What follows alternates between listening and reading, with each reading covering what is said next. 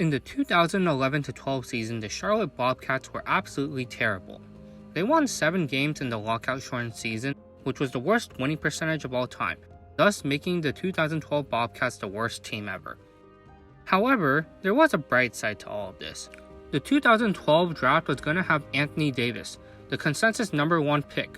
Davis at the time was one of the most hyped up prospects ever, arguably the most hyped up since LeBron, drawing draft comparisons to Kevin Garnett.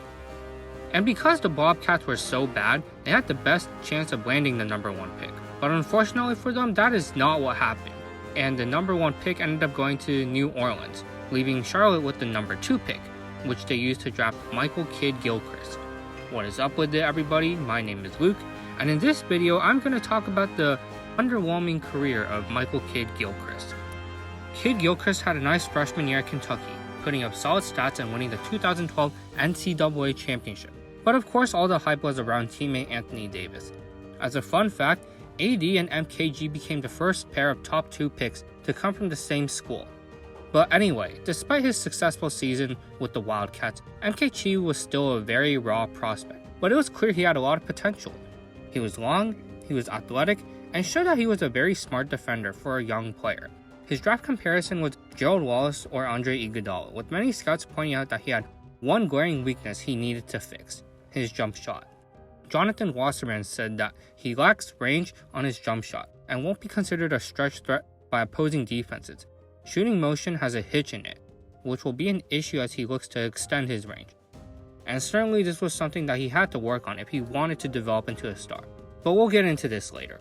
Anyway, continuing on to his rookie season, he was pretty good to start, and in his 5th game scored 25 points and grabbed 12 rebounds, and did it again not too long later against the Phoenix Suns. He became only the 2nd player in NBA history to record that stat line before his 20th birthday, and eventually he'd be named to the NBA All-Rookie 2nd team. But you'd think that he'd keep getting better after his rookie season, but that did not happen.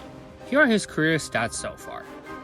Nothing too special, but the one thing that has made him stand out has been his defense. However, the fact of the matter is, I think the only reason why he even got minutes in the first place was because of his defense. Another example of a player like this is Andre Roberson. He only gets meaningful playing time because he's an elite defender, despite being awful on offense. The main difference between him and MKG is that, well, Michael Kidd-Gilchrist is a better shooter from mid-range and the free throw line, but he was also the 2nd pick in his draft.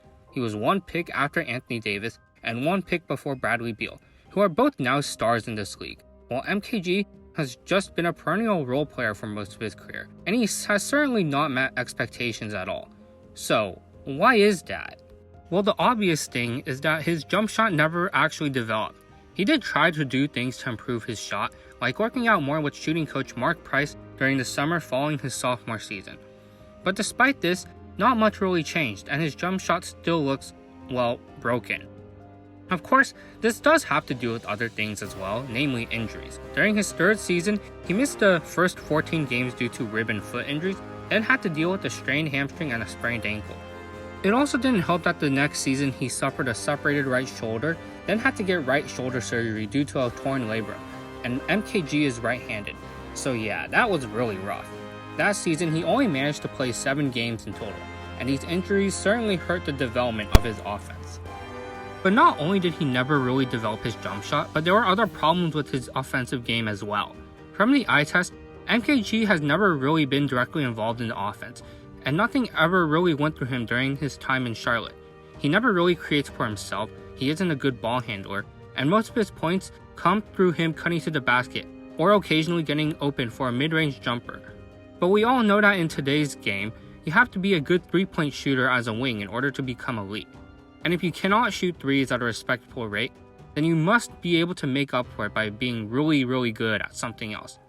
But is MKG's defense and rebounding good enough to compensate for that weakness? Honestly, I don't think so. However, there have still been some positives for him. His career net rating showed that his team is better with him than without, which means he still holds some value. But unfortunately, I don't think that his offense is ever going to develop. Even though MKG is only 26 years old, which is still pretty young, he's been in the league for about 8 years now, so unless he improves a lot, this is the player that he's gonna be. I think another reason why he never met expectations was because, well, the expectations set for him were never really realistic in the first place. A bunch of people said things like, oh, if Michael Kidd-Gilchrist develops a good jump shot, then he'll become a star. But the thing is, very few players ever develop a good jump shot if it was terrible and broken to begin with. Sure, Kawhi was able to go from a mediocre shooter to a great shooter, but that has to do with the fact that the Spurs have really good shooting coaches, and being able to improve the way he did is already really rare. You could technically point at Marvin Williams, who improved a lot as a three-point shooter and became a decent 3-and-D player. But by the time this happened, it was already too late for him to become a star, and most still consider him a bust. And just because Kawhi and Williams were able to do it, does not mean that MKG will be able to. But anyway, that does it for this video. I think MKG's career so far has been unspectacular, to say the least. And from what it looks like, he could very well be out of the league soon, as he spent most of his season as a bench warmer. But it's still possible that he's in the NBA for a long time, as he can still make solid contributions for a team that wants a wing defender. What do you guys think of MKG? Do you think he's a bust? Or maybe you don't think he's a bust? Let me know in the comments below. Thank you so much for watching. If you enjoyed, make sure you like, subscribe, and turn on notifications. And with that, I'm out. See you guys next time.